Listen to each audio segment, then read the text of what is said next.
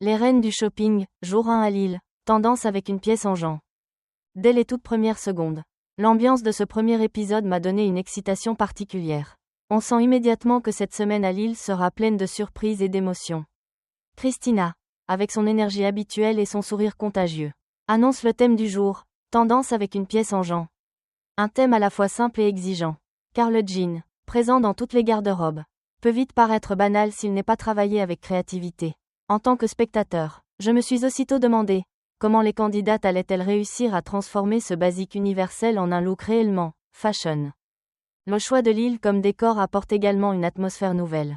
La ville, avec son charme du Nord, ses rues animées et ses boutiques pleines de caractère, donne une saveur particulière à cette semaine de compétition. On a l'impression que les candidates devront puiser dans ce cadre chaleureux mais exigeant pour trouver l'inspiration. J'ai aimé dès le début cette combinaison entre un thème accessible, le jean, et un environnement à la fois familier et authentique. Puis vient le moment de découvrir la première candidate. Chloé, dès son portrait, on sent sa spontanéité et son côté solaire. Elle se présente comme une femme simple, une maman pleine d'énergie, attachée à son rôle d'ambassadrice de Lille. Son sourire et sa joie communicative donnent envie de la suivre tout au long de son parcours. Mais très vite, une question me traverse l'esprit, son style. Apparemment plutôt classique et prudent. Saura-t-il se transformer en une proposition vraiment tendance ? C'est à partir de là que mon regard de spectateur s'aiguise, entre excitation et curiosité. Je suis prêt à analyser chaque choix, chaque hésitation, chaque coup de cœur de Chloé dans cette aventure stylistique. Quand Chloé franchit la porte de la première boutique, on sent tout de suite son mélange d'enthousiasme et de nervosité. Les portants débordent de pièces en Jean, pantalons flards, veste oversize, jupe taille haute, chemise délavée. Pour nous, spectateurs, c'est un peu comme entrer dans un terrain de jeu où chaque choix peut être décisif. Je remarque à quel point Chloé observe attentivement, comme si elle cherchait déjà l'équilibre entre confort et style. Son premier réflexe est d'attraper un pantalon flare. C'est un choix intéressant, car il colle parfaitement au thème. Mais je dois avouer que je redoute un peu le côté trop rétro si l'ensemble n'est pas modernisé. Chloé l'essaie rapidement et, devant le miroir, on sent son hésitation. D'un côté, elle apprécie la coupe qui allonge la silhouette. De l'autre, elle craint que ce ne soit pas assez tendance. En tant que spectateur, je partage ce doute. Le flare peut être sublime s'il est bien accessoirisé, mais il peut aussi alourdir la tenue s'il manque de légèreté. Ensuite, elle explore les hauts. Elle s'arrête sur un top en crochet blanc. À ce moment-là, j'ai eu un petit sourire devant l'écran. Le crochet est effectivement très à la mode. Mais combiné avec un jean flare, le risque est grand de tomber dans un look trop marqué années 70. Tout dépendra des accessoires, et surtout des chaussures. J'ai senti que Chloé avait envie d'un style bohème chic, mais sans vraiment oser pousser l'idée jusqu'au bout. D'ailleurs, son choix de chaussures m'a surpris. Elle a décidé d'acheter des sandales compensées avant même d'avoir validé toute la tenue. Pour moi, c'est une décision risquée. Commencer par les chaussures peut enfermer les possibilités. Pourtant, Chloé semble convaincue. Elle pense que cette paire apportera de la modernité et de la hauteur à son look. Derrière mon écran, je ne peux m'empêcher de hausser les épaules, partagé entre admiration pour son instinct et inquiétude pour la cohérence globale. Ce passage dans la boutique révèle beaucoup de la personnalité de Chloé. Elle n'est pas du genre à foncer tête baissée, elle observe. Elle hésite, elle cherche à sécuriser ses choix. C'est touchant, mais en même temps, on sent qu'elle pourrait passer à côté d'un vrai coup d'éclat stylistique. Comme spectateur, je me surprends à espérer qu'elle ose davantage. Qu'elle prenne ce petit risque qui transforme une tenue correcte en un look inoubliable. Après sa première halte, Chloé se dirige vers une deuxième boutique. Et l'ambiance change immédiatement. Ici, les pièces semblent plus variées, plus modernes, avec des coupes travaillées et des couleurs qui attirent l'œil. En tant que spectateur, je sens que ce passage pourrait être décisif, soit elle trouve enfin la pièce qui fera la différence. Soit elle s'enferme encore davantage dans des choix trop prudents. En parcourant les rayons, elle repère plusieurs chemisiers en Jean. L'un d'eux, d'un bleu clair légèrement délavé, attire particulièrement son attention. Elle l'essaie, mais le rendu est assez classique. Presque trop basique. Devant l'écran, je me surprends à soupirer. Voilà exactement le piège du genre. Facile mais pas forcément tendance. J'espérais qu'elle ose une coupe oversize. Ou peut-être un modèle ceinturé pour dynamiser la silhouette. Mais Chloé semble préférer la sobriété. Puis, elle tombe sur une jupe en Jean taille haute. Pendant quelques secondes, je crois qu'elle va tenter quelque chose de différent. La jupe pourrait casser l'aspect rétro du pantalon flare et donner plus de modernité à sa tenue. Malheureusement, après l'essayage, elle abandonne rapidement l'idée, trouvant que ce n'est pas assez flatteur pour sa morphologie. À ce moment-là, je comprends sa décision, mais je ressens aussi une petite frustration. J'aurais voulu la voir sortir de sa zone de confort. Un autre moment attire mon attention. l'accessoire imposé par le fameux enveloppe surprise. Chloé découvre qu'elle devra intégrer un turban à son look final. En tant que spectateur, je souris aussitôt. Le turban est audacieux, mais peut très vite devenir un élément trop fort. Surtout si le reste de la tenue reste déjà chargé. Le regard de Chloé en dit long, un mélange d'inquiétude et de curiosité. Elle sait que ce n'est pas un accessoire facile, mais elle tente tout de même quelques essais. Devant le miroir, le turban change radicalement son visage. Mais on sent qu'elle n'est pas totalement convaincue. Et je dois avouer que moi non plus, tout dépendra de la manière dont elle harmonisera les pièces choisies. Ce deuxième passage en boutique me laisse une impression mitigée. Chloé essaie, explore, mais elle reste dans une certaine retenue. Elle n'ose pas aller vers des pièces plus audacieuses. Celles qui auraient pu transformer son look en véritable déclaration de mode. En tant que spectateur, je me surprends à murmurer « Allez Chloé, un peu plus de folie », car c'est précisément ce petit grain de créativité qui fait la différence dans les reines du shopping. Chloé entre ensuite dans la boutique de chaussures. La fameuse étape numéro 6. Alors même qu'elle n'a pas encore validé sa tenue complète. En tant que spectateur, ce choix me surprend immédiatement. Dans les reines du shopping, on a l'habitude de voir les candidates d'abord consolider leur look avant de chercher les chaussures qui viendront l'accompagner. Mais Chloé, fidèle à son instinct, préfère commencer par le bas. Comme si les souliers pouvaient dicter le reste. La boutique regorge de modèles, escarpins, sandales, bottines, talons aiguilles. Chloé se dirige rapidement vers une paire de sandales compensées couleur beige. Dès qu'elle les essaie, son visage s'illumine. On voit bien qu'elle se sent immédiatement plus grande, plus élancée. De mon côté, derrière l'écran, je comprends son enthousiasme. Les compensées ont le pouvoir de donner de la hauteur sans sacrifier le confort. Et elles apportent une touche estivale qui colle avec son idée de look bohème. Mais très vite, le doute m'envahit. Est-ce vraiment judicieux de s'attacher à des chaussures alors que l'outfit final reste encore incertain? Si elle choisit un haut trop chargé ou une pièce en jean moins adaptée, ces compensées risquent de déséquilibrer l'ensemble. Je sens qu'elle prend un pari risqué. Et comme spectateur, cela me rend à la fois nerveux et curieux. C'est un peu comme regarder une partie d'échecs où le joueur avance une pièce importante trop tôt. Chloé, cependant, semble convaincue. Elle marche quelques pas, s'admire dans le miroir et déclare qu'elle les achète sans hésiter. À cet instant, je souris, car je reconnais ce trait de caractère. Elle aime sécuriser ce qui lui plaît. Même si le puzzle n'est pas encore complet. Cela reflète à la fois sa spontanéité et sa prudence paradoxale. Elle veut être sûre d'avoir au moins un élément fort, quitte à adapter le reste autour. Pour moi, ce passage dans la boutique de chaussures est révélateur. Il montre la méthode de Chloé, avancer avec intuition, parfois au détriment d'une stratégie globale. En tant que spectateur, j'oscille entre admiration pour son assurance et crainte qu'elle s'enferme dans un look bancal. Mais une chose est sûre, son choix décompensé annonce déjà la direction de son style, un mélange de confort, de féminité et de nostalgie 70s. Reste à voir si le reste de sa tenue saura suivre ce rythme. Le moment tant redouté arrive.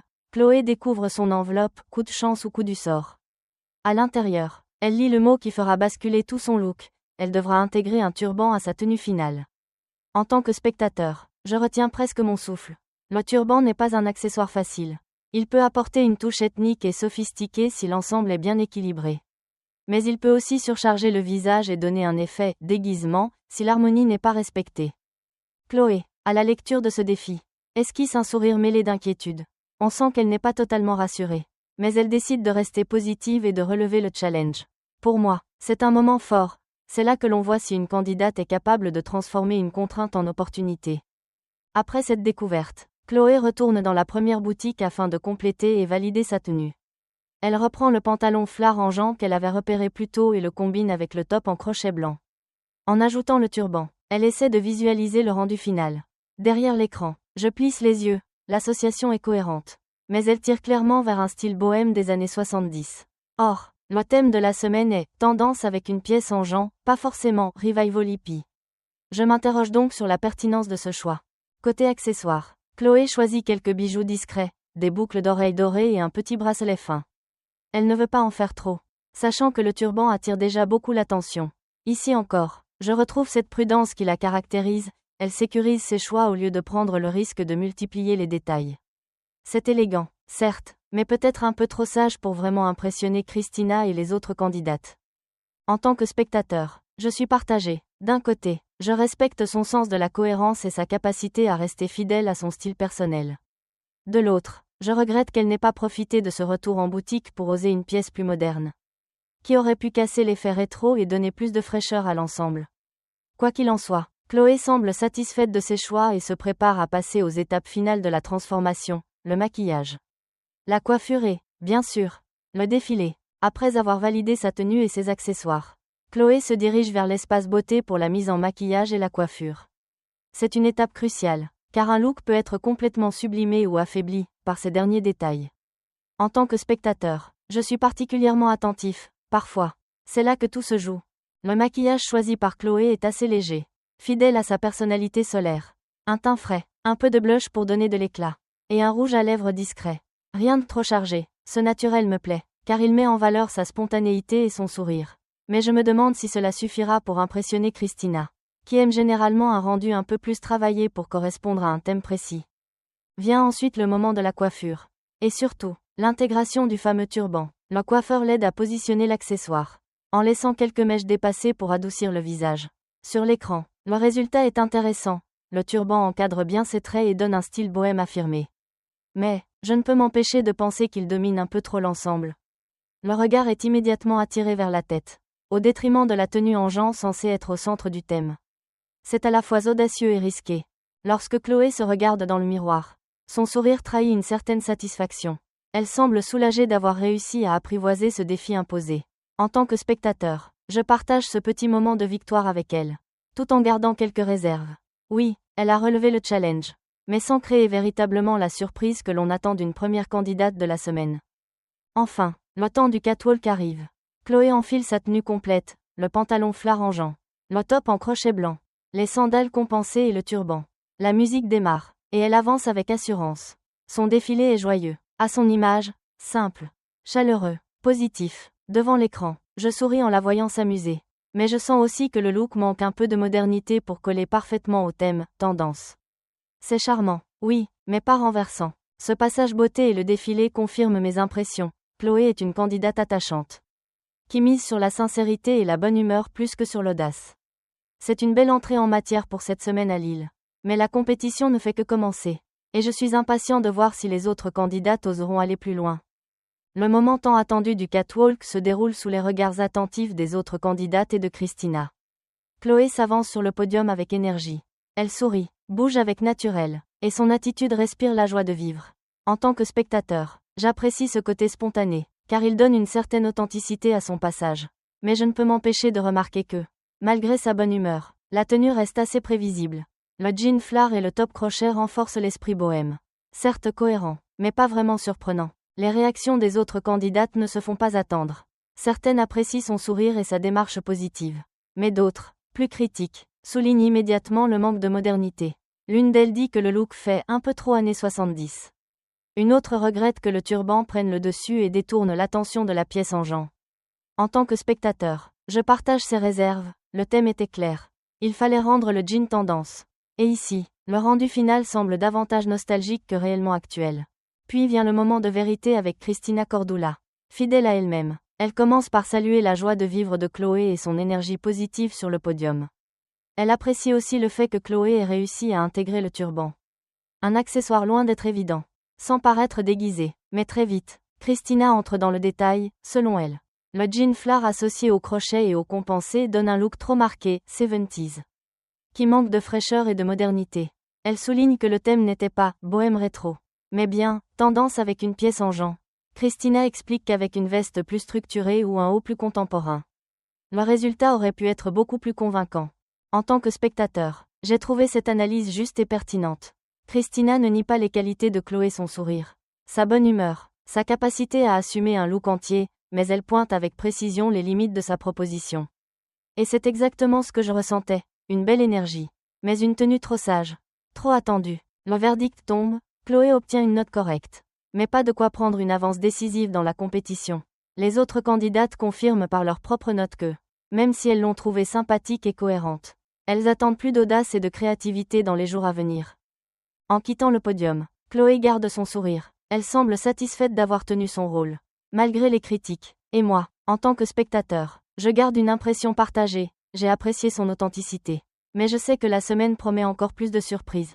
Et j'espère que les prochaines candidates oseront franchir ce pas que Chloé n'a pas totalement osé.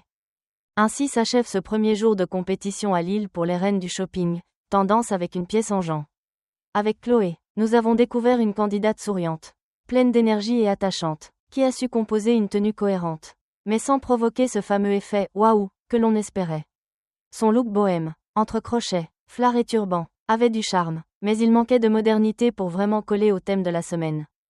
En tant que spectateur, je reste partagée, j'ai aimé son authenticité, son naturel et son envie de rester fidèle à elle-même. Mais j'ai aussi ressenti un petit manque d'audace. Une retenue qui a empêché son look d'atteindre un niveau supérieur. Cela dit, son passage constitue une belle ouverture, il met la barre à un certain niveau et laisse entrevoir toute la diversité de styles que cette semaine peut nous offrir. L'attente est désormais tournée vers le jour 2. Qui sera la prochaine candidate? Osera-t-elle aller plus loin que Chloé? Parviendra-t-elle à transformer le jean, cette pièce universelle, en une véritable proposition mode digne des podiums? Et surtout, quelle réaction auront les autres candidates face à de nouveaux choix parfois risqués? Une chose est sûre, ce premier épisode donne le ton. La semaine s'annonce riche en contrastes, en débats et en surprises stylistiques. Alors que les lumières s'éteignent sur ce jour 1. Moi, spectateur, je n'ai qu'une envie, revenir demain pour découvrir ce que Lille et ses boutiques réservent aux reines du shopping. Merci d'avoir regardé ce récapitulatif. Si vous avez aimé l'analyse, pensez à liker la vidéo et à vous abonner pour ne rien manquer des prochaines critiques. On se retrouve très bientôt pour une nouvelle vidéo. À la prochaine. Salut!